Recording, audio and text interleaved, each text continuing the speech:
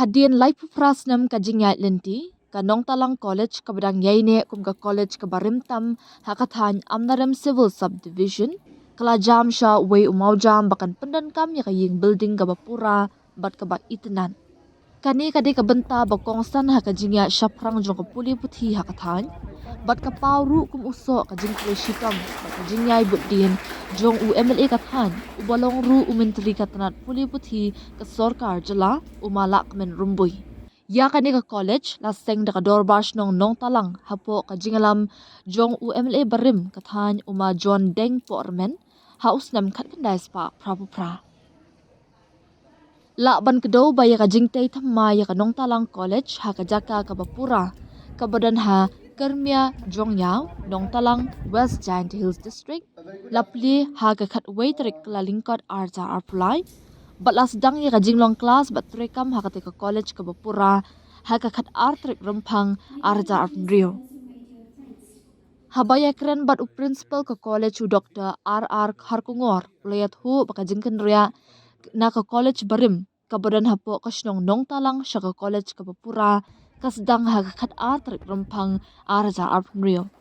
Ulaong watla kajinglong class kayay lakumba katu ka ni benay Henry kidang don shibun ki AKA ki badang sa ki bampat long janay kum kajingbam dan ya ka network ha kani kajaka bat kasurok banpoy siya college batru hapo ka campus. Network kalong batalot bha bat ha kini kisngi ka internet kalong badan kam bha ha ki jaka puli laong u principal bat benrap bakaway pat kamat kade kamadan yelek kai football ka indoor stadium kabadang shna bat dangdon hapadeng gajing pen kre habaya day bat ki kamera class ulaong bakila biang lut baro u principal u kermen lingba kajing tureshitom jong umalak men rumbui kijing e onsala ban weng kaway hadien kaway. So we are in the new campus of Nong Talang College. This campus has been funded by various agencies like the UGC, and it has mostly been funded by RUSA under RUSA 1 and 2. And we have shifted to this campus this year. We started operating from this campus on the 12th of February this year. Shifted to this campus, but there are still many things that still remain to be, that are not perfect. The rooms and classrooms are all ready, but the problem that we have is that there's no network in this place. Network is very weak, and nowadays internet is very important. So one issue that we have here is the internet connectivity. Another issue that we have is the roads. The roads to the campus or within the campus are not ready, and also our football ground is also still under development. So there are a few more things coming up, like the indoor stadium that is still under construction. So these things are, still in the process, and I hope that they will be fixed soon. Layu ru banyak keren bat kikat tu kat ni kesamla puli ki balapan pau kajing ai kublai kerpang ya UMLA baling ba kajing alam jong u kilayo ya ke building ka bapura bat ka campus ka ba itenan